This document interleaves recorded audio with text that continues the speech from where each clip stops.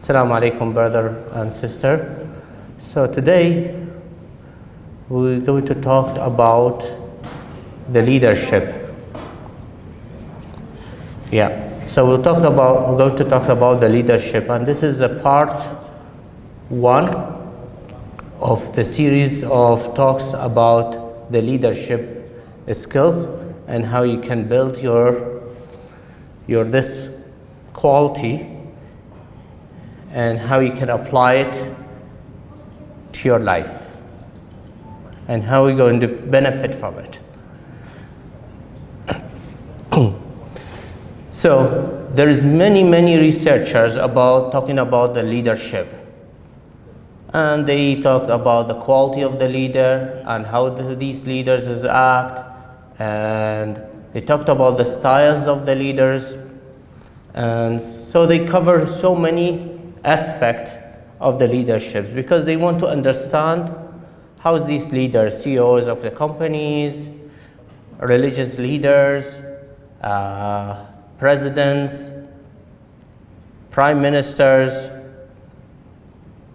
how those people thought, how they thinking, and how they make the decision, how they make the influence on the others.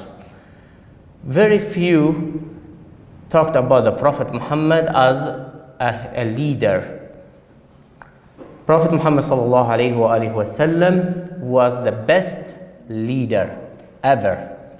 But when they took this subject, they always took an examples around them. So for example, if they talked about a president, maybe they talked about one of the presidents, or we know. And when they talked about CEO, maybe they talked about Steve Jobs, for example. So they always talked about those character, but never talked about the Prophet Muhammad ﷺ as a leader and how this man changed the world. Not only just for Muslim, for non-Muslims also. He has influenced non-Muslim like Hindus and other religions and other nations. He has a big influence on these humanities. So today we're going to talk about what's a leader and some aspect of the leaderships, and next, inshallah, if we are lucky, inshallah, we'll talk about aspect and compare these aspects with the Prophet Muhammad sallallahu alaihi wasallam. So what's a leader? When we say this is a person is a leader, usually that person has superior. He has a superior position. That's right.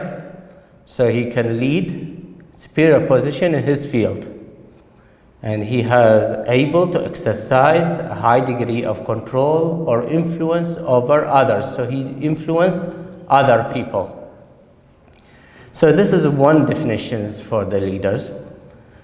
And before we continue defining the leaderships, I want to ask you a question.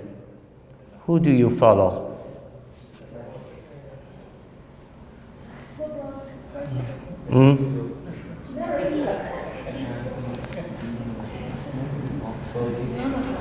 None of them. Messi. Yeah. So those all the celebrities, when we follow them, why we follow them? Because we like them, we like their work, we inspired by them, then we start to change our behavior to match them. Haircut, our styles of clothes. Are these a good leaders for us to follow? If I follow Messi and do the same styles of his hair, I do the same things, what's going to benefit me?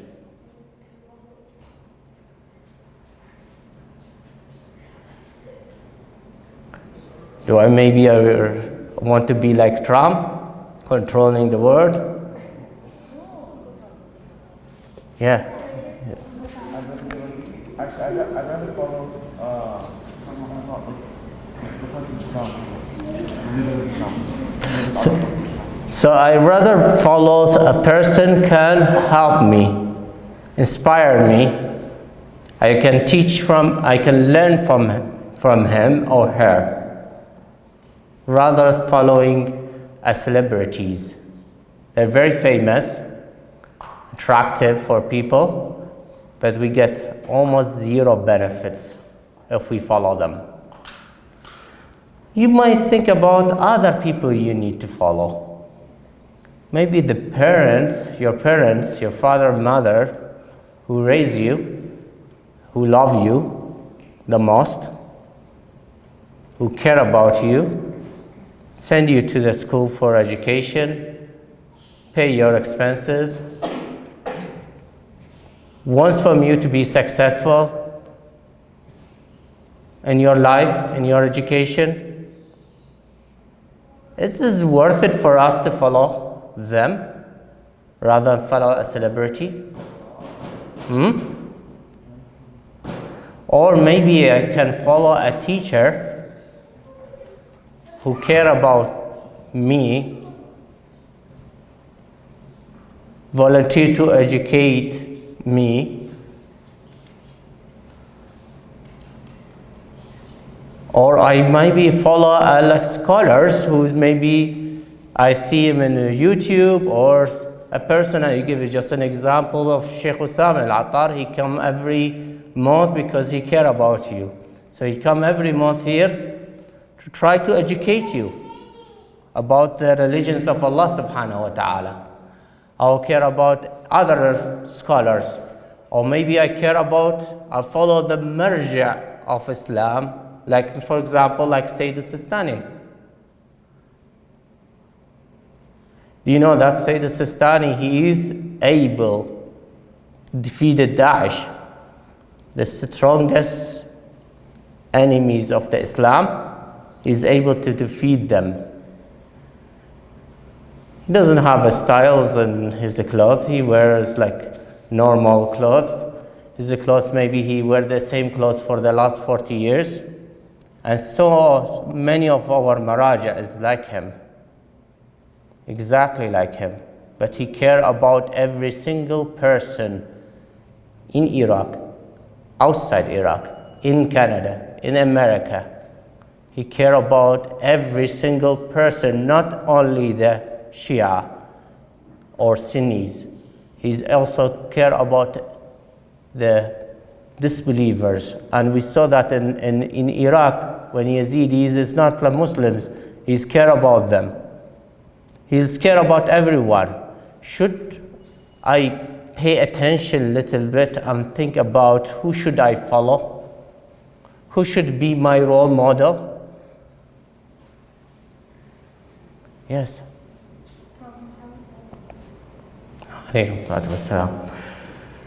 So there's another definition which is I like it the most. The leader is the one who knows the way, goes the way, and shows the way. So three things. He knows the way, he goes the way, and he shows the way. That's really a leader. It's a very good example. So another question for you. Why do you want to be a leader? We're talking about the leadership tonight. So why do you want to be a leader? Why you attend this majlis and want to be a leader? Yes. So two reasons. One is that way us we be better Muslims, and that way we can make Allah subhanahu wa ta'ala happy. And the second reason is so when Imam Hassan Zaman comes on the day of reckoning, we'll be ready and be like kind of close leaders to a leader that's of Allah subhanahu wa ta'ala. Ahsant. What else? So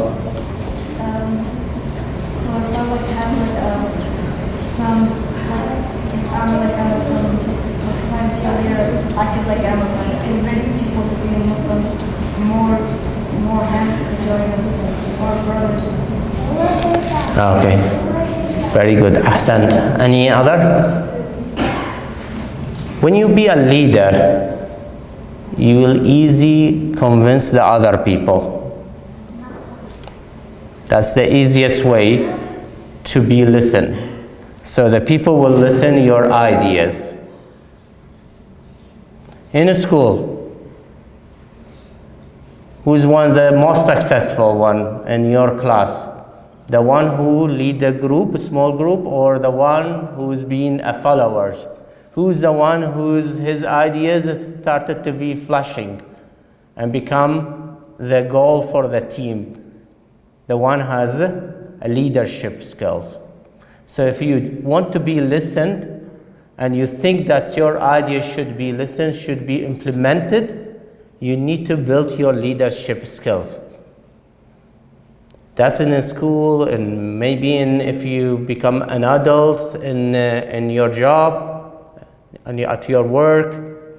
It's good to be a leader, because that's the way you're not going to follow, we can say, wrong leaders. We should think about ourselves, our ideas, to become the ideas that the company take, the others implemented, so you will listen better if you are the leader. Think about better goal. What's about if working in a community, like Muslim community, in a mosque, in Husseiniya? Which one is better for you? To be a leader or to be a follower? The both is good. But when you be a leader, and especially you think your ideas works better for the community, it's better to gain the leadership skill now, so you will have influence on the others. You're not going to be a number. You will be the one who's have his ideas dominated on the others. The people will follow his ideas because his ideas is the most corrected idea. Why we have this? We have to think about one very important. We don't do it for ourselves. We do it for Allah subhanahu wa ta'ala.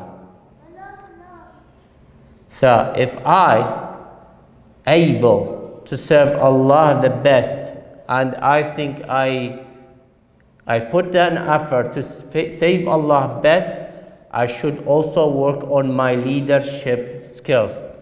When Imam al-Mahdi will come, and he will come very soon, by the way, inshallah. So Imam al-Mahdi will look for 313 person, the best leaders, his leaders. Then he will look another layers of another leaders, and then he looks for another layers, the layers of another, or the layers of another leaders. He will pick among you the leaders. He will see who's going to, I will be benefit the most. I will benefit from Hassan or from Muhammad the most. Which one going to benefit me most amongst those people who sit here? He goes to select the people, and they are selecting the people now, because he needed 313. They count the people to get the 313. When they have them, he will appear. But he also wants others, leaders, to be shown. So if you want to be selected and you want to serve Allah the most, you need to have this capability, have these skills, the skills of leadership. So return back to the researchers. Researchers took the leadership and they thought about many aspects. One of the aspects they think about the styles of leadership. And especially they speak, each leader, they said, it has its own style to inspire the people, to implement his vision, to make the people work for his vision. And they study these all styles, and we'll study it inshallah next talk. And one very interesting style, which is I like it the most, the servant leader. The servant leader, unfortunately, when they talking about the servant leader, they talked about X and Y leaders, which is they thought they are servant, real servant. Servant, that means he's serving his team, his followers. At the same time, he's the leaders of his followers.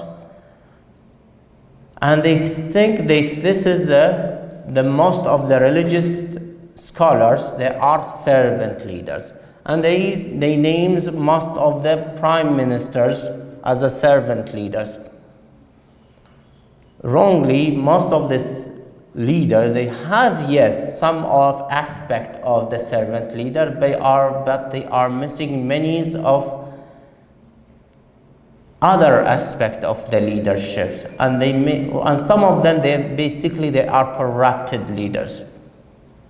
They shown as a servant, but actually they are not. So this is something we might study inshallah in the future, but today I'm going to talk about the 10 leadership qualities. So the researchers come with the leadership has to have some quality to enable him to be a successful leader. So they started with, they said the leadership or the leader has to have honesty and integrity. And they said if he doesn't have the honesty and integrity, he is not a leader. And they consider this is the main quality that the leader should have.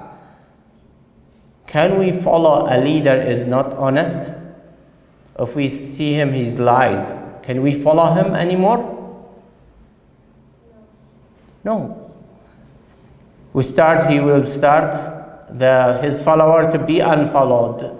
Everyone will be unliked or unfollowed for that person. So that person has to be honest and has honesty and integrity. Then we'll consider him, yes, this is a leader. Then the leader has to have the quality of confidence. He's confident that he can do the work. His vision can be implemented, and he's have the confidence enough to inspire the other people. So he needs the confidence about his quality. Then they consider another quality, which is inspire the others. Ability to inspire the other to get them follow his vision. If I have a vision and I am unable to inspire anyone to help me to implement the vision, my idea will die. For example, when we have the vision of building this Husseiniya, we have people work with us. Is that true? To make it truth, can any one of the people who started this building, for example, able to do it by themselves alone? They can't. They need the people. They need to inspire people to get them, work with them. So the leadership or the leaders has to be able to inspire other people to his idea, and they think this is the idea is the best for them, and he should be commitment and passion about his idea, not give up. When he's failed, he's try again. When he's failed, he's try again. Never give up.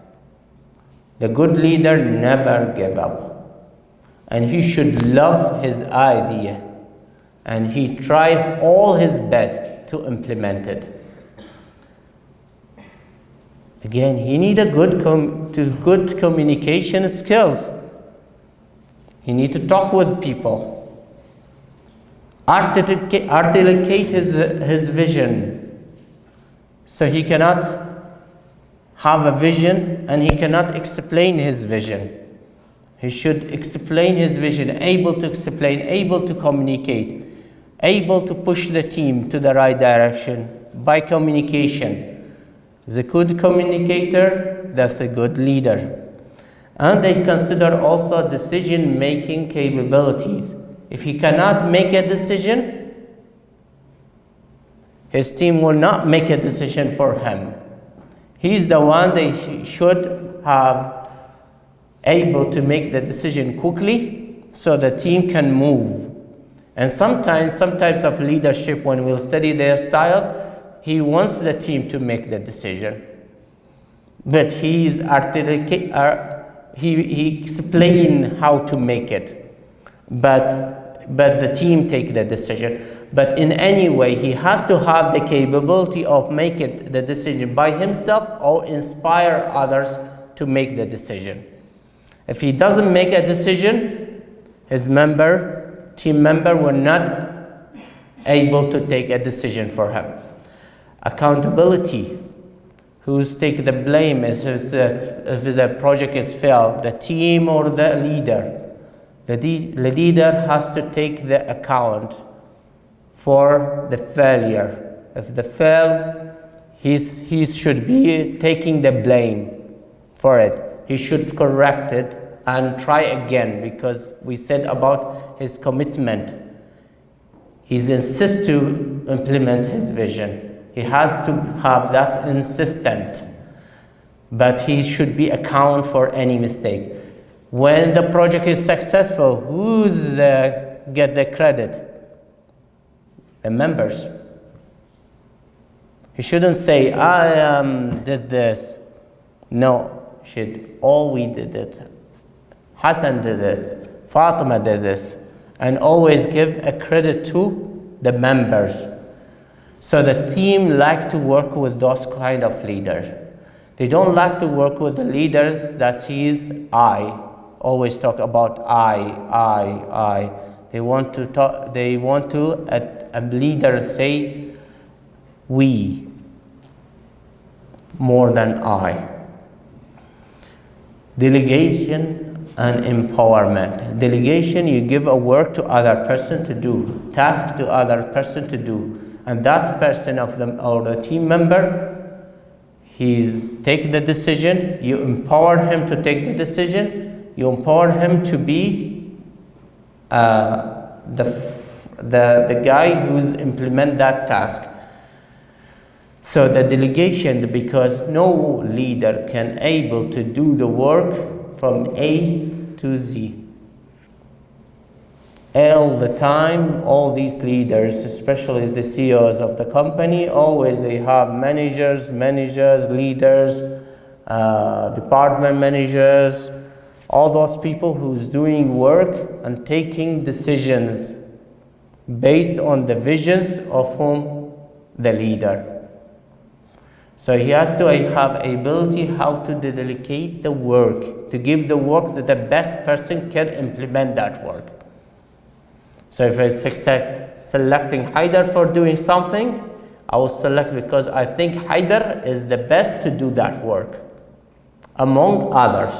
So he has to have ability or the vision to select the best to do the work. That leader has to be creative. His idea should be the best. Always has his ideas, and the team see him, the one has always solutions for problems, for how to do the things. So he's always creative.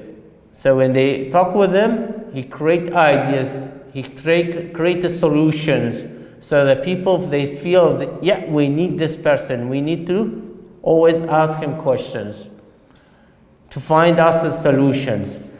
Last quality, they mentioned, the researcher mentioned empathy, which is he feels the pain of the other members. When they are in problems, he tries to solve it for them. When the task is too big for them, he might ask other member to help that person, or maybe he's doing his work with him. Many leaders work under his members. Do you know that? So he tell him, do this, do A to Z, and if the member has difficulty to implement it, he said to that member, tell me, how can I help you to finish that task? What do you want me to do for you? Because he always have empathy, he always have feel the others. If they have a problem, difficulty with customers, difficulty with people, he's trying always to cover for those members, his team members. So the researchers talked about 10 qualities that the leader must have to be a good or a great leader.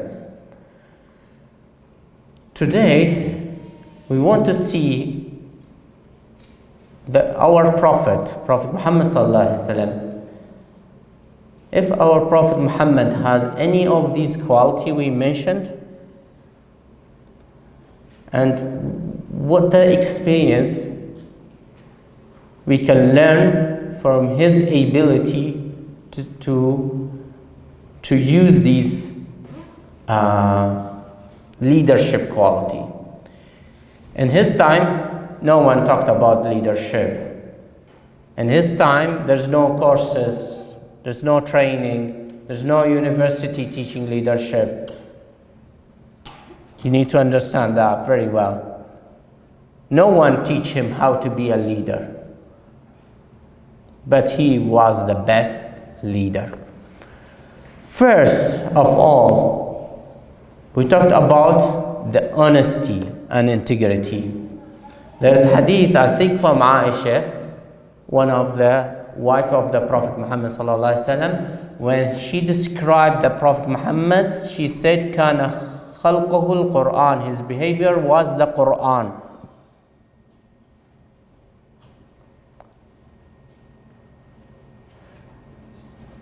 So, and Allah subhanahu wa ta'ala, when he explained or described us the Prophet Muhammad, what he said, you have the great moral character.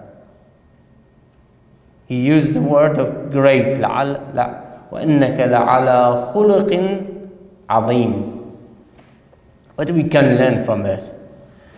If the leader, his mission and his character is the same, so what's the akhlaq of Quran? Anyone can tell me what's the akhlaq of Quran?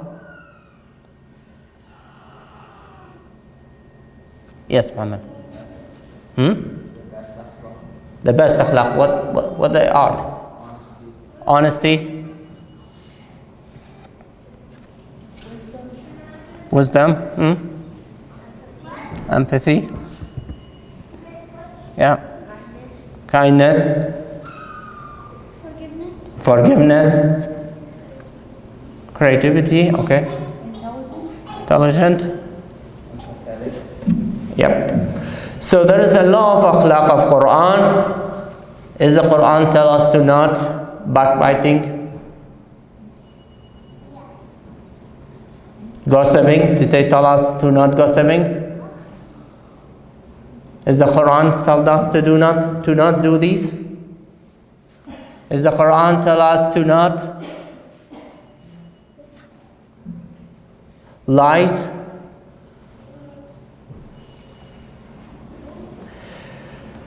So the Quran talked about the behaviors, and one of the very important messages of the Quran is behaviors of Muslims, or behaviors of human kind. So the Prophet presenting the akhlaq, the behaviors of the Quran, his message and his mission and his behavior is exactly same, no difference. That's the highest level of integrity. This is the highest level of honesty. And I mentioned, the researcher said, leader without honesty, he is not a leader. So do you think Trump is a leader? No. Based on the researchers said he's not. He's leading their world. Did he has honesty? They said he's because there's no follower to him unless the corrupted people followed him. So he's a bad leader. They don't consider him, he's a successful and good leader. When you have you're asking the people to do one thing and you do something else, do you think the people will inspire by you?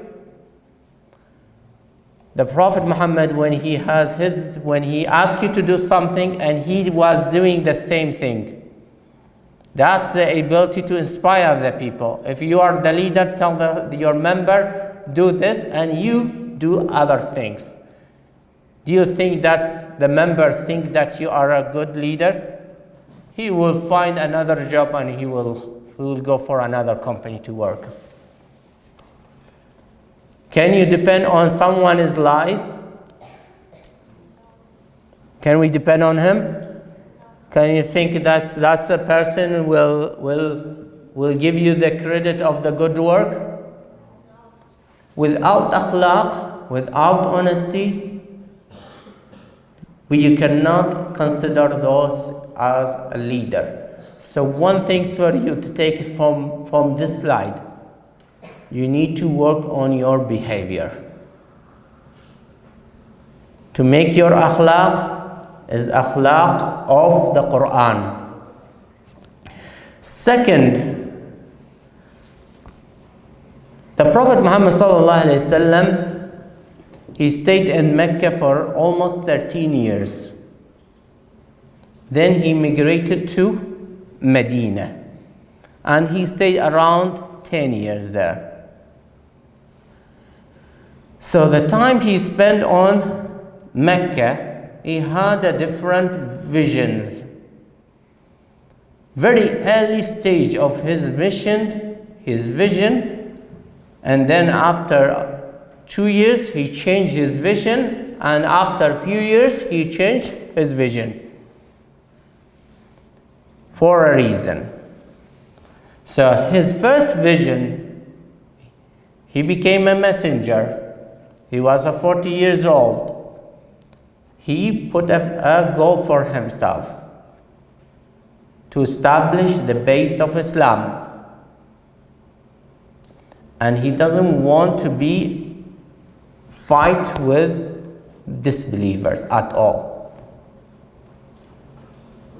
So he want to they know about him, but then they never fight with him. They never stopped him. And we will talk about why he did this. He started to talk individually. So I'm going to talk with Wa'il, then I'll talk with Fatima individually. Tell them about Allah subhanahu wa ta'ala. Tell them to believe in Allah subhanahu wa ta'ala. He never attacking the Mecca people's gods. They have many idols, but he never attacked those idols.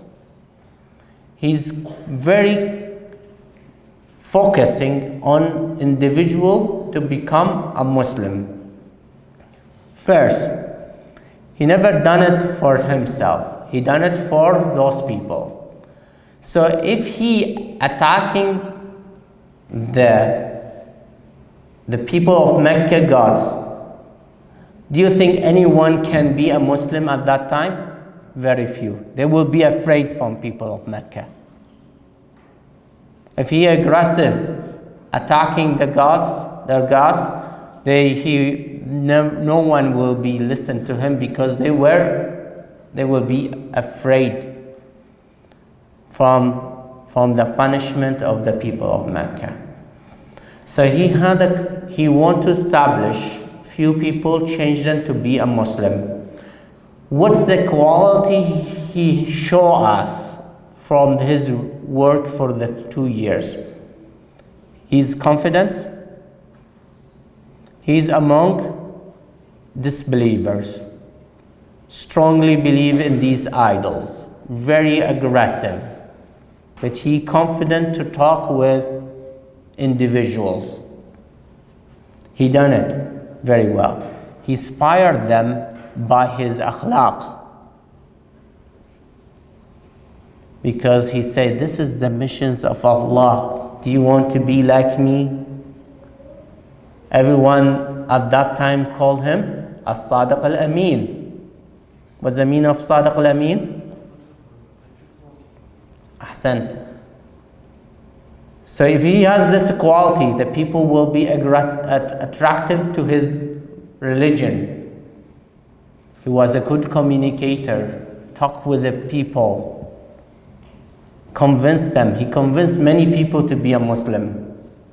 And he has empathy. He didn't attack the people of Quraysh or people of Mecca or Quraysh gods, because he has empathy about the Muslims. He was afraid those people will never turn to be a Muslim because they will afraid from Quraysh. Then he has a second stage. Oh, before that, he kept the Islam of Abu Talib as a secret. You know who's Abu Talib? His uncle. He's the father of Imam Ali alayhi salatu wasalam. He's the one who supported the Prophet Muhammad sallallahu alayhi wasallam. Abu Talib acted as meditator, negotiator between him and the Quraysh people. So the Quraysh people didn't think that Abu Talib became a Muslim. So they thought he's on the religions of Abraham. They accept those people, they accept Abu Talib. Abu Talib was the leaders of Bani Hashim. Also, he was the leader of Quraysh at that time. So the people, all the other tribes of Arab, they highly respect him. He was a poor, but they highly respect Abu Talib. So he wants to keep the communication between him and the leaders of Quraysh. He thinks that if Abu Talib shows his Islam, this communication will be broken. So he delegated the job of negotiation with Quraysh leaders with Abu Talib. Abu Talib took that job. Beneficials for that, for the Muslim also. The Muslim will be less attacked by Quraysh if Abu Talib become a kind of a person to try to negotiate with them, with the leaders of Quraysh. Imagine if Abu Talib become a Muslim, those people will attack the Muslims, and he will lose many Muslims at that time. So he has empathy for the Muslims to not show the Islams of Abu Talib alayhi salatu wasalam. Abu Talib, we have so many evidence that Abu Talib was a Muslim. And one of this evidence is Imam Ja'far al-Sadiq alayhi salatu wasalam. He said the case of Abu Talib was that of the people of the cave. They show, though they hide their faith and they disclose their shirk disbelieving. So he's like the people of the cave. If you go to the Quran, Surah Al-Kahf, from ayah 9 to 26, will explain the people of the cave, Ashab al-Kahf. So Abu Talib took many complaints from the people of Quraysh till he reached a point he's give up and went to the Prophet Muhammad sallallahu alaihi wasallam. I say, Ya Muhammad, let's finish it. It's too much for him, and he think also too much for the Prophet Muhammad sallallahu alaihi wasallam. So the Prophet Muhammad, he answered him, "O uncle, if they put the sun in my right hand and the moon in my left hand, to leave this matter, I will not until Allah makes this religion dominate, or I will die." What shows us? They give us, if they give me everything, I will be the leaders. But I will not leave this matter. I will not leave the mission. What does give us? What give us? What's the quality of the leadership? Show us this hadith or saying of the Prophet. He's committed to the mission. He's passionate about the mission. Yes. Sorry? Dedication. And also inspire Abi Talib to keep going. So Abi Talib start and keep going till he died for the Islam from hunger. So Abi Talib keep supporting the Muslim, protecting the Prophet and protecting of the Muslims by the saying of the Prophet Muhammad sallallahu alaihi wasallam. Muslims after that they start to have too much from the kafirs, from disbelievers, torturing them, oppress them. So the Prophet had come with an idea to ask them to migrate to other land. So they went for first migration to Abyssinia, or we call it Al-Habasha. So the first group went, 11 person and one lady, 11 men and one lady, and they returned after I think a year or less. They thought they hear the rumor that all the people of Mecca became a Muslim, they returned back. Then he sent another group of people, around 90 people, and he sent a leader with them. And that leader is called Ja'far bin Abi Talib, or Ja'far al-Tayyar. Ja'far, he was a brother of Imam Ali alayhi salatu wasalam. He sent them to the Habasha or Abyssinia because he thinks that the king of Habasha is just man, he is Christian, he can understand the Muslims. So he sent them there.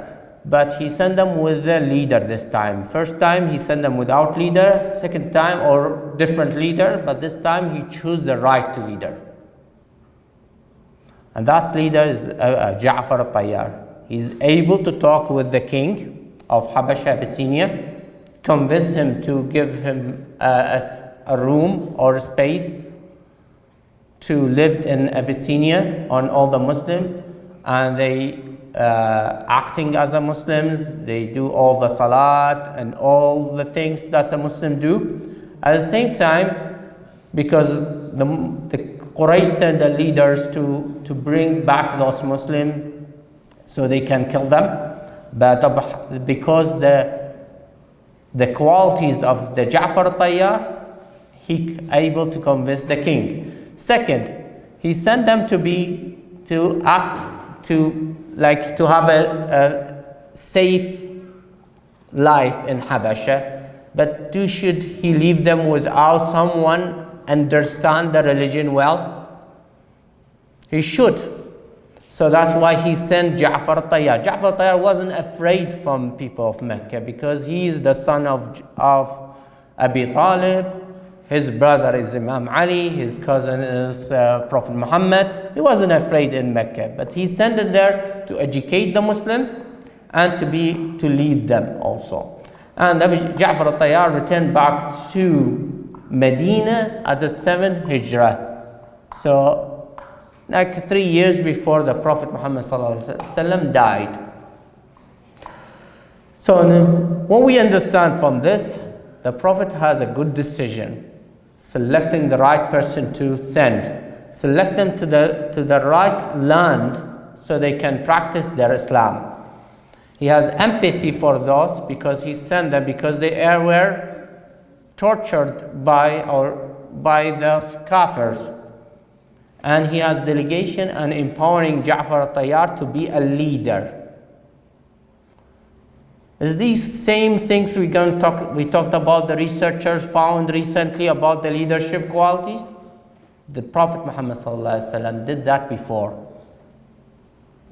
So the leader, the right leader, has to have a good decision. How you can get a good decision? You cannot born as to get a good decision. How you will be able or improving your decision making skills? Do you think? Yeah. If you have information. How you can get the information? This is good. Before that, let's finish with Muhammad. How you can get the information? From sources. What these sources? Quran. Good. One. From other leaders before you. You answering Muhammad? Sheikh. Allah, من Quran, Sheikh, yes.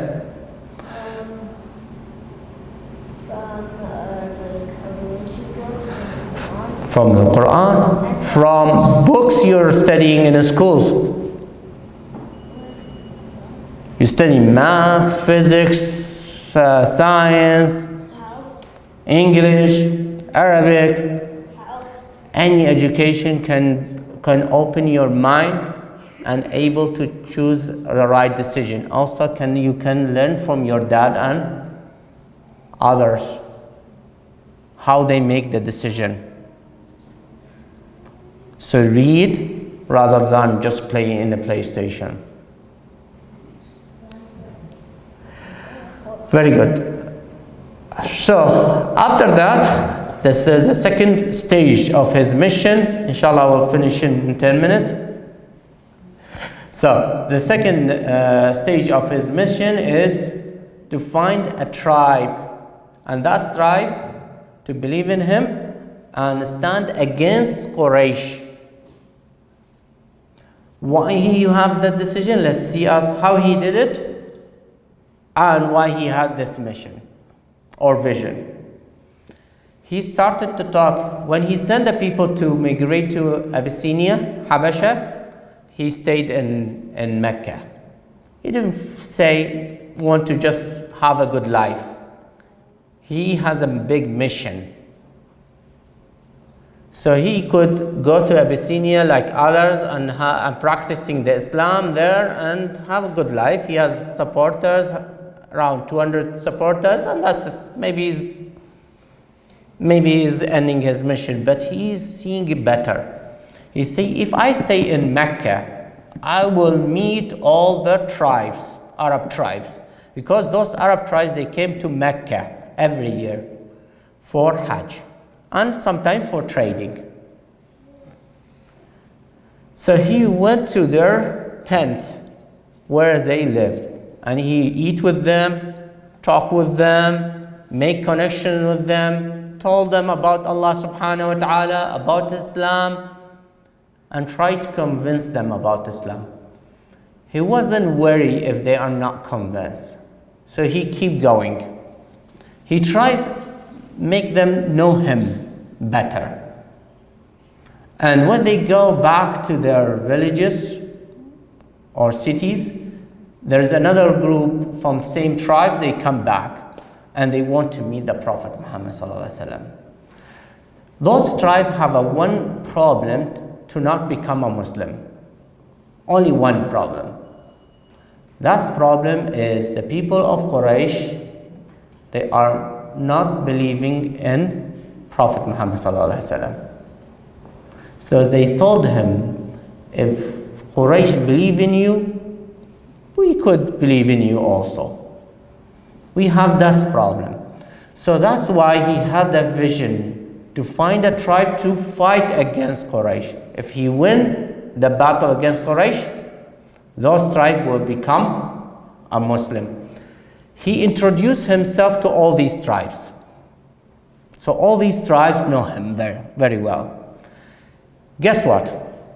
His mission, he's seen 15 years after.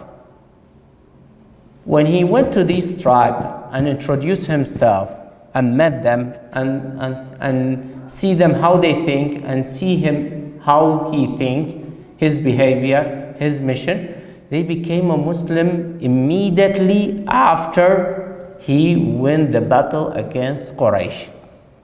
And that's where we see it in the Quran, إِذَا جَاءَ نَصْرُ اللَّهِ وَالْفَتْحُ وَرَأَيْتَ النَّاسَ يَدْخُلُونَ أَفْوَاجًا.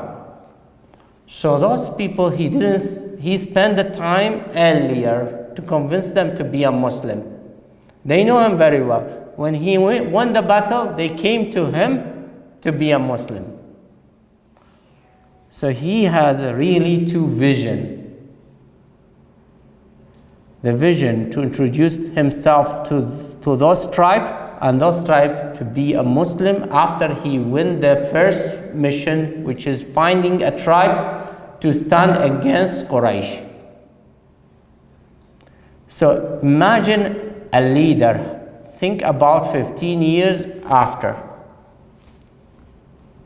Any leader we have now, they can think about a year after, or 5 years, or 7 years. Sometimes people, they say 7 years. They can't.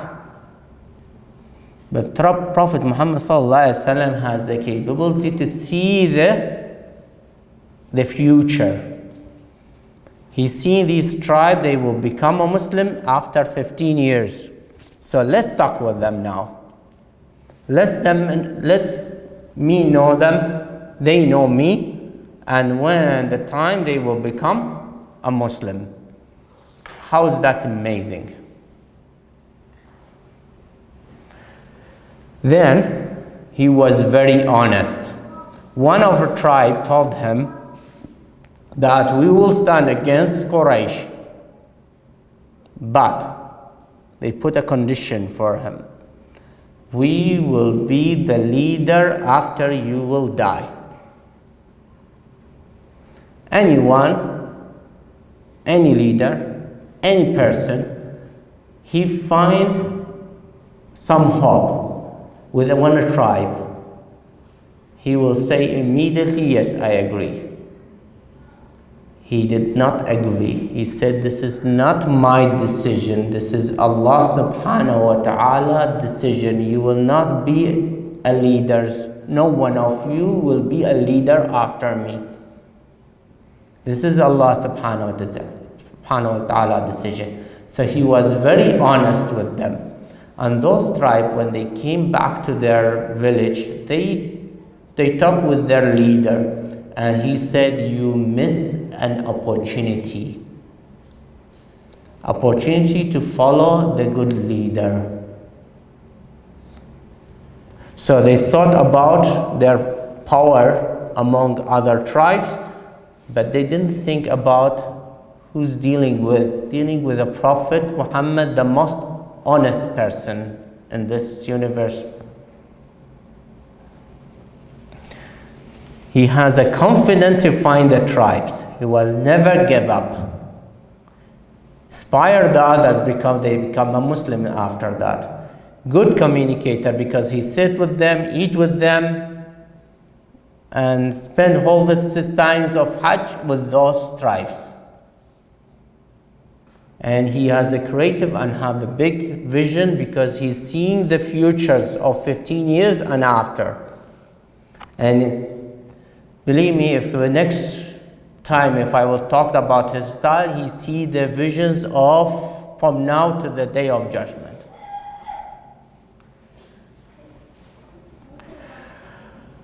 Third, I know you're tired. A third stage of his missions is the beliefs of the people of Medina. So 2 tribes believe in a prophet is Aus and Khazraj, and both from same city of Medina. They came several times to the prophet and they promised him to stand against the Quraysh. So he's successful to find the tribes. Finally, after how many years? After, I can say, 11 years of try. 11 years, he never gave up. He found them. Asked the people to migrate to the Medina. So all the Muslims, they left their homes and they went to Medina. Why he get it? Because he has a good communication skills. And Allah subhanahu wa ta'ala mentioned in the Quran, وَالَّذِينَ هَاجَرُوا فِي اللَّهِ مِن بَعْدِ مَا ظُلِمُوا. So Allah subhanahu wa ta'ala is talked about those people being oppressed, the Muslim being oppressed in Mecca. Allah subhanahu wa ta'ala reward them in this dunya. You find them a place in Medina where the people, they support them in Medina. And Allah subhanahu wa ta'ala also will give them a reward, bigger reward in the hereafter. And how Allah subhanahu wa ta'ala described them, they are patient. So the patient, always you will win. You will succeed if you are patient. And second thing, if you have tawakkul. And if you rely on Allah subhanahu wa ta'ala. So the Muslim left the Mecca to the Medina. The last one who left the Mecca was Imam Ali with Fatima al-Zahra, and Fatima, his mother, the Fawatim, is the last people who left the Mecca. Prophet Muhammad left before the Imam Ali. He ordered the Imam Ali to sleep in his bed, to stay at his home, and he left. The people of Mecca knows if the Prophet Muhammad left Mecca and survive, he will win the battle against them. No way they will win, because he's act in their city. He get a supporter from outside the city, inside the city, without him to go outside. He went one time outside, but he usually, when he talked with these tribes, he talk with them inside the Mecca. So the people of all these leaders, they saw him, but they cannot stop him because his leadership style is very strong. And I will talk about his leadership style, inshallah, in future. So they decided to send a man from each tribe to kill the Prophet Muhammad sallallahu alaihi wasallam, and Allah subhanahu wa ta'ala protect his prophet. He left in front of them. They didn't see him. That's from Allah subhanahu wa ta'ala. And he went to the cave, inside the cave to hide. And that's Allah subhanahu wa ta'ala sent the pigeons and the spiders and to cover the cave, so the disbeliever, when they come to that cave, they will think that the Prophet is not hiding inside. So this is from Allah subhanahu wa ta'ala. One very important from this story of the Prophet Muhammad, when he left the Mecca to Medina, even in the early stage, he have one quality that the researcher did not mention: trust in Allah, rely in Allah. So they mentioned 10 quality, add one and consider the one. They consider the first one is honesty, consider the first one is the trust in Allah subhanahu wa ta'ala. Without trust in Allah subhanahu wa ta'ala, without relying on Allah subhanahu wa ta'ala, you will never succeed. You might Allah let you to succeed once, second time, third time, but you will never always succeed. This Prophet Muhammad is always successful because he's trust Allah subhanahu wa ta'ala. And I will end my talk with final ayah قل لن يصيبنا إلا ما كتب الله لنا هو مولانا وعلى الله فليتوكل المؤمنون. So everything will come from Allah subhanahu wa ta'ala, and Allah, He will be your guardian, and the believer has to put their trust in Allah subhanahu wa ta'ala. So consider the trust in Allah subhanahu wa ta'ala is the top of the leadership quality. Sallallahu ala Muhammad wa ali Muhammad.